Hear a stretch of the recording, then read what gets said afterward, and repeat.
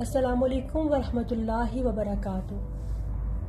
تاریخ کے جھروکوں سے مولانا روم کی بیان کردہ ایک بہت خوبصورت حکایت کے ساتھ آغاز کرتے ہیں کہ جس کا مفہوم یہ ہے: حق تعالیٰ گنہگار بندے کی ندامت سے نکلے ہوئے ایک ایک آنسو کو شہید کے قطرہ خون کے ہم وزن رکھتے ہیں۔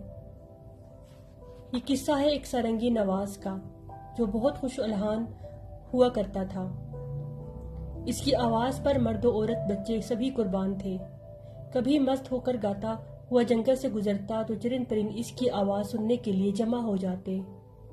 ان بھول بھلیوں میں جب یہ عمر گزار بیٹھا اور بڑھاپے کے آثار نمودار ہو گئے تو آواز پیری کے سبب بھدی ہو گئی، تو عشاق کی آواز بھی رفتہ رفتہ کنارہ کش ہو گئے، اور نہ ہی اس کی سارنگی میں وہ سوز رہا۔ اب وہ جدھر سے گزرتا کوئی پوچھنے والا نہ ہوتا۔ نام و شہرت سب رخصت ہو گئے، ویرانی اور گمنامی میں فاقے پر فاقے گزرنے لگے۔ اس پر بے کسی کا عالم تھا۔ خلق کی اس خود غرضی کو دیکھ کر ایک دن بہت مغموم ہوا اور دل میں کہنے لگا: یا اللہ، میں خوش آواز تھا تو مخلوق مجھ پر پروانہ وار گرتی تھی اور ہر طرف میری توازے اور تعریف ہوتی تھی۔ اب بڑھاپے کی وجہ سے آواز خراب ہو گئی ہے تو یہ لوگ میرے سائے سے بھی گریزاں ہو گئے ہیں۔ افسوس، ایسی بے وفا مخلوق سے میں نے دل لگایا۔ یہ تعلق کس درجے پر فریب تھا۔ کاش میں تیری طرف رجوع ہوا ہوتا، اپنے شب و روز تیری ہی یاد میں گزارتا اور تجھی سے ساری امیدیں وابستہ رکھتا تو آج یہ دن نہ دیکھتا۔ سارنگی بجانے والا دل ہی دل میں نادم ہو رہا تھا اور آنکھوں سے آنسو جاری تھے۔ اس نے ایک آہ بھری اور خلق خدا سے منہ موڑ کر دیوانہ وار مدینہ منورہ کے قبرستان کی طرف روانہ ہو گیا اور ایک پرانے غار نما گڑھے میں جا بیٹھا۔ روتے ہوئے اس نے عرض کیا: اے اللہ، آج میں تیرا مہمان ہوں، ساری مخلوق نے مجھے چھوڑ دیا ہے، تو اب بجز تیری بارگاہ کے میرے لیے کوئی پناہ کا نہیں ہے، مجھے پناہ عطا فرمائیے۔ اب سوائے آپ کے میرا کوئی آسرا نہیں ہے۔ سارنگی بجانے والا اس طرح آہوزاری میں مشغول تھا اور اس کا دل خون کے آنسو رو رہا تھا۔ بارگاہ الہی میں اس کی یہ ندامت کے آنسو قبول ہو گئے۔ سبحان اللہ۔ حضرت عمر رضی اللہ تعالیٰ عنہ کو الہام ہوا کہ میرا فلاں بندہ جو اپنی خوش آوازی کے سبب زندگی بھر مخلوق میں مقبول اور محبوب رہا اور اب بوجہ پیری آواز خراب ہو جانے سے ساری خلقت نے اسے چھوڑ دیا ہے، اس کی یہ ناکامی میری طرف رجوع کا سبب بن گئی ہے۔ اس کے پاس جا اور اس کی ضرورت کو پورا کرے۔ ہم نے اپنے فضل کو اس کے لیے خاص کر دیا ہے، اب اسے مخلوق کے سامنے ہاتھ پھیلانے کی ضرورت نہیں۔ سبحان اللہ۔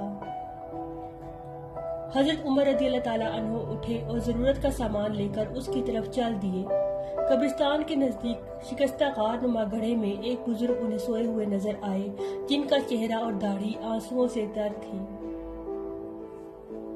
حضرت عمر رضی اللہ تعالیٰ عنہ اس غار کے سامنے کھڑے ہو گئے تاکہ بزرگ بیدار ہوں تو ان سے ملاقات کروں۔ اسی اثنا میں حضرت عمر رضی اللہ تعالیٰ عنہ کو چھینک آ گئی، جس سے ان کی آنکھ کھل گئی۔ خلیفۃ المسلمین رضی اللہ تعالیٰ عنہ کو سامنے دیکھ کر حیرت اور خوف سے کانپنے لگے۔ حضرت عمر رضی اللہ تعالیٰ عنہ نے جب دیکھا کہ بزرگ بہت پریشانی کے عالم میں ہے تو ارشاد فرمایا کہ خوف مت کرو، میں تمہارے رب کی طرف سے تمہارے لیے بہت بڑی خوشخبری لایا ہوں۔ بزرگ شخص کو جب آپ رضی اللہ تعالیٰ عنہ کی زبان مبارک سے اللہ کے الطاف اور عنایات کا علم ہوا تو اس پر شکر اور ندامت کا حال طاری ہو گیا۔ ایک چیخ ماری اس نے اور کہا کہ اے میرے آقائے بے نظیر، میں اپنی نالائکی اور غفلت کے باوجود آپ کی رحمت بے مثال کو دیکھ کر مارے شرم کے پانی پانی ہوا جا رہا ہوں۔ پھر اس نے اپنی سارنگی کو غصے سے زمین پر پٹک کر ریزہ ریزہ کر دیا اور اس کو مخاطب کر کہا کہ تو نے ہی مجھے حق و تعالیٰ کی محبت اور رحمت سے محروم رکھا۔ پیارے حضرت عمر رضی اللہ تعالیٰ عنہ نے فرمایا: اے شخص، تیرے یہ اشک اور تیری یہ گریہ زاری اب تیرے دل اور روح کی صفائی کی دلیل ہے۔ تیری جان اب حق تعالیٰ کی قرب سے زندہ اور روشن ہو گئی ہے۔ اللہ عز و جل کے حضور گنہگار کے آنسوؤں کی بڑی قیمت ہے۔ حق تعالیٰ گنہگار بندے کی ندامت سے نکلے ہوئے ایک آنسو کو شہید کے قطرہ خون کے ہم وزن رکھتے ہیں۔ مولانا روم اس حکایت کے ذریعے واضح کرتے ہیں کہ انسان اگر اپنی تمام عمر لہو و لعب اور بے فائدہ کاموں میں گوا دے تو بھی ایک بار کی توبہ اسے پھر سے اللہ کی رحمت کا مستحق ٹھہرا دیتی ہے۔ سبحان اللہ۔